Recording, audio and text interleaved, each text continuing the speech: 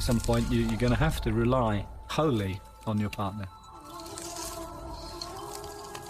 I didn't really know what I was letting myself in for.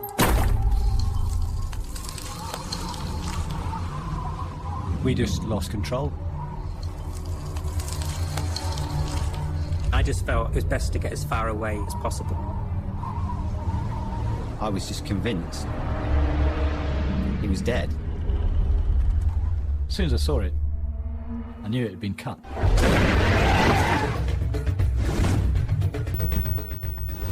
Okay, we're going to talk about another mountain story, mountain climbing survival story. This one called Touching the Void, directed by Kevin MacDonald.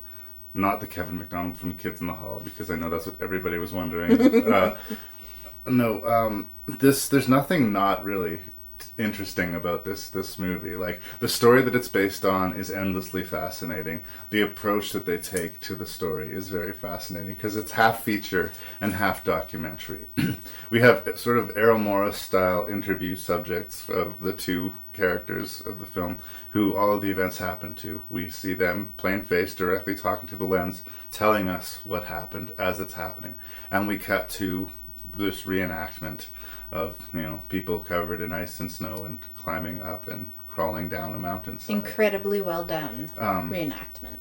I talked about in the previous reviews as well how there were elements that were true, taken from life, but that you would think were made up in fiction. The elements of this story seem like it's one of the greatest, deepest novels of literature that you'd ever come across. There is, and we'll get to the specifics as we go, but the two things in particular that I think it sheds light on to is the crevasse, the decision to carry on when there's no real reason to, and then the great debate of whether or not to cut the rope.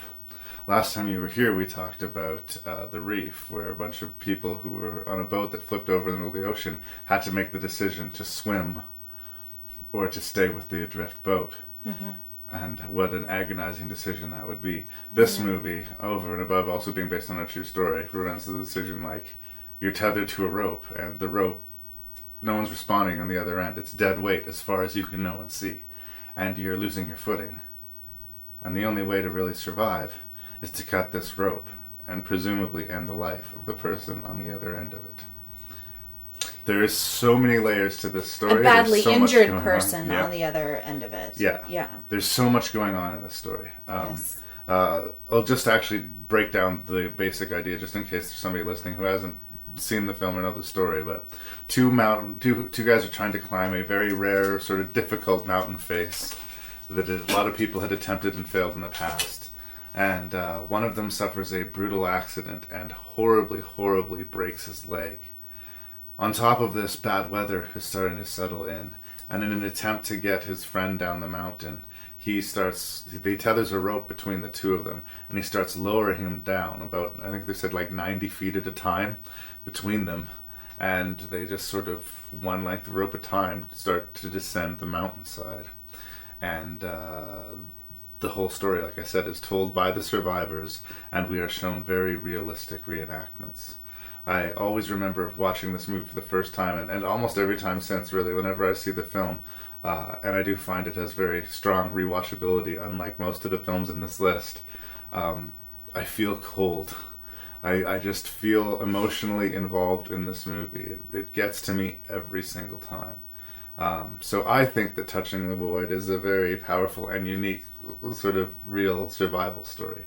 But I'm willing to hear a second opinion. So, what did you think? Oh, but my opinion won't be much different. It's compelling and exciting and unbelievable to fathom what they have to go through, and then to hear them, they tell you the story directly. Yeah. Because you pick up more than just the words they choose, their body language, their reactions. It's all informing you in one way or another what this experience truly was, and is there anything closer to that story than the person who went through it explaining it. No, I mean, it's not, like I say, it's not quite a feature and it's not quite a documentary. No. It's unique in that measure, but Yeah. both sides of the coin work completely. There's nothing false about, the reenactments. And they did good things too that we talked about in some of the other films that I really liked as well, which is, they filmed in the mountains. Yep. They actually went back to the Peruvian mountains that this incident had happened in, and it was quite traumatic for them. And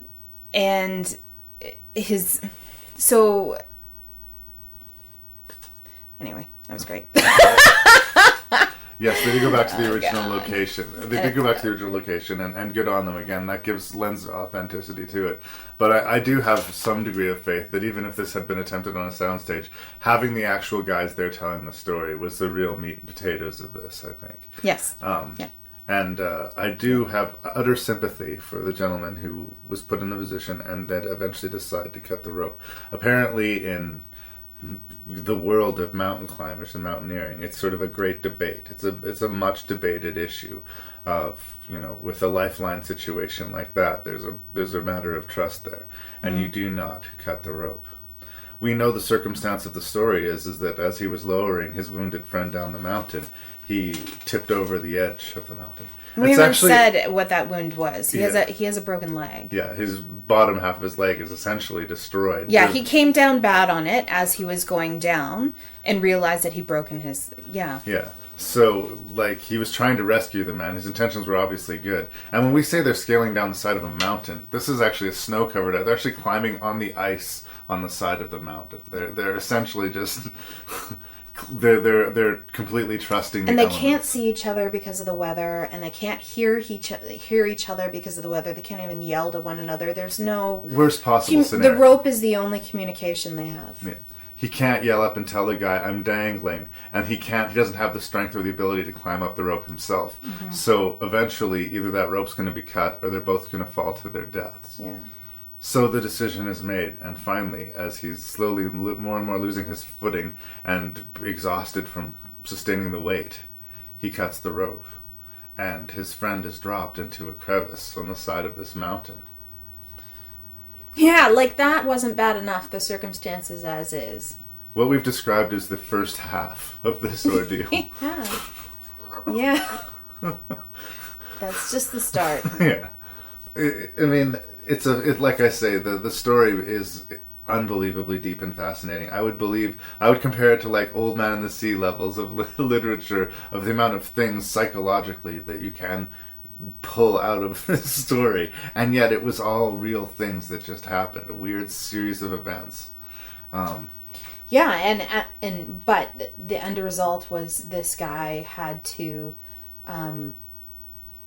use every little thing he had in him and more that he didn't even know that he had to get himself out of this circumstance. And it is one long journey after another. Yeah. Because of course, as you go up a mountain, there's different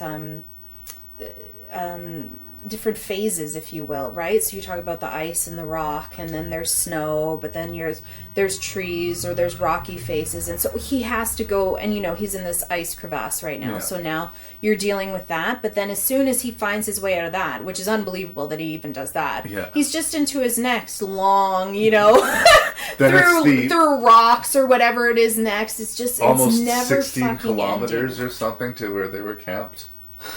Or something ridiculous. Maybe it's not that long. With a broken leg. Yeah. And, but again, the decision, when he comes to in that pit and it's pitch black and there's nothing but ice around him and his leg is broken and he realizes that he can't climb out of where he is. So his options are either to stay there and die. His friend is likely going to be able to get down the mountain by himself now and someone will come and look for him. But in this ice crevice... they're never going to find him, right? They're just not. No. So the decision he makes is to try to crawl down, go down deeper into the crevice, into the darkness, and just hope that he lucks into a way out. And oh my goodness, he does manage to do that. And again, if this was a work of fiction, you would call bullshit. And then, like you say, upon being birthed out into the world at the bottom of the mountain, he has to crawl in delirious, fever dream state back to the campsite, where he arrives hours before they had decided they were going to leave. Yeah. And a lot of things... And can you imagine going through all that to discover there was no one there? If that camp was empty, he would have died there. And he would have been Horrific. the quintessential example of the guy who would die crawling closer to home. But there's a lot of things that make you believe in fate. And like I say, I am a fairly skeptically minded person in a lot of things. But the man who made it down the mountain didn't leave right away. He just stayed there for a few days. He burned the man's clothes in some sort of weird ritual as a way to sort of rite of passage stuff. He was that sure that he had killed this man. Yeah. And there was no reason for him to stay those extra days. And he did. And because he did, he saved his friend and owed him a new wardrobe. Important things to note. The two men still talk, as far as I know, to this day. Mm-hmm. And that there's no animosity between them as far as how dare you put me in that position. No. So it may be debated in the world of extreme sports as to whether or not that was the right decision. But between these two friends, it's not. No. But I do understand why both of them, even though one's experience was much more physically brutal and grueling than the others, both of them having long and deep scars from this, I absolutely understand. Sure. I cannot endorse Touching the Void enough.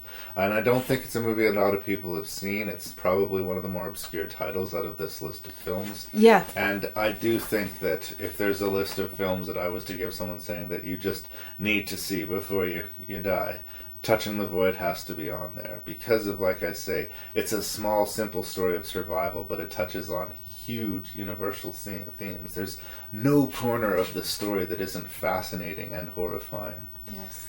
So, yeah, I'm a big fan.